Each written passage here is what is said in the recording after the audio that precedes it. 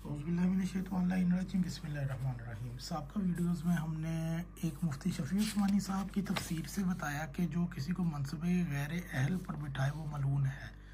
और फिर हमने उससे पिछली वीडियो में इमाम हसन की जो सुलह थी उससे मुतल्लिक मुआविया ने फिर भी जानते हुए कि उसका बेटा अहल नहीं है उसने शराइत को तोड़ा और अपने बेटे को वलीअहद बना दिया।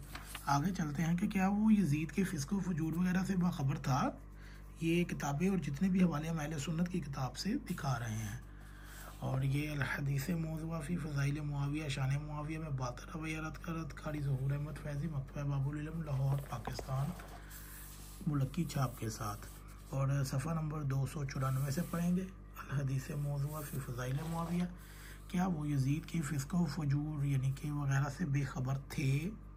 अक्सर कदीम और जदीद नाम नहाद हुक्माए उम्मत यजीद पलीत को तकरीबन 10 साल कबल वली आहद बनाने पर दफ़ाए मुआविया में कहते हैं कि उस वक़्त उन पर यजीद का फिस्क व फजूर अय्या आना था, इसलिए उन्हें मोर्द इल्ज़ाम नहीं ठहराया जा सकता। मतलब कि मुआविया को क्या पता, बेचारे को मासूम ही इतना था कि उसको क्या पता कि उसका बेटा आगे जाकर ये काम करेगा, क्योंकि उसको अपनी तरबियत का ही नहीं पता था।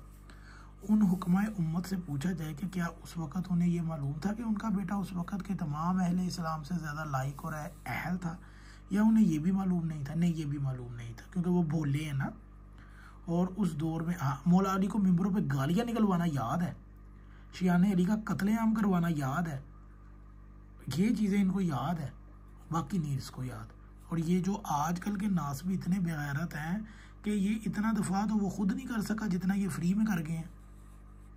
उन्हें ये मालूम होना था कि उस दौर में उनके बेटे से ज़्यादा अहल शख्स भी मौजूद नहीं था। ज़रा गौर फरमाएं। मुफ्ती शफी उस्मानी साहब के पेश मोर्दा दूसरी हदीस है कि जिस शख्स ने कोई अहदा किसी शख्स के सुपुर्द किया, हालांकि उसके इल्म में था कि दूसरा आदमी इस ओहदे के लिए इससे ज़्यादा काबिल और अहल है, तो उसने अल्लाह की खियानत की और रसूलुल्लाह की और सब मुसलमानों की।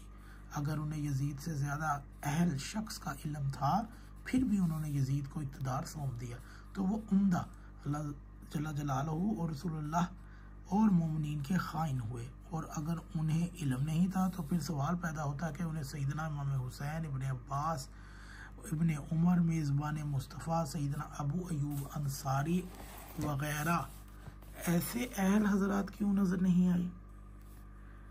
आइंदा सतूर में इसका सवाल का जवाब खुद ब खुद ही वकलाए मलूकियत की ऐसी तहरीर से मालूम हो जाएगा जिससे वो उनका दफा करते मजम्मत करेंगे।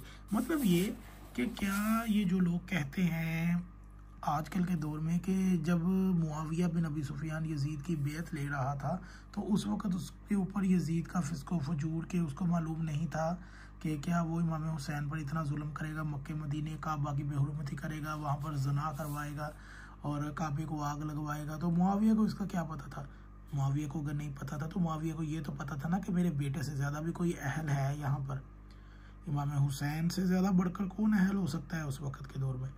तो ये चीज़ें जो यजीद के दफ़ा के अंदर, यानी कि ये लोग मुआविया को बचाने के लिए यजीद का दफ़ा लाजमी करेंगे। तो अगर ये आपको वीडियो अच्छी लगे तो इसे ज़रूर शेयर कीजिएगा। आने वाले वक्तों में हम आपको वीडियो क्लिप में ये बताएंगे कि जो ये दफ़ा करते हैं वो किस चीज़ के तहत दफ़ा करते हैं।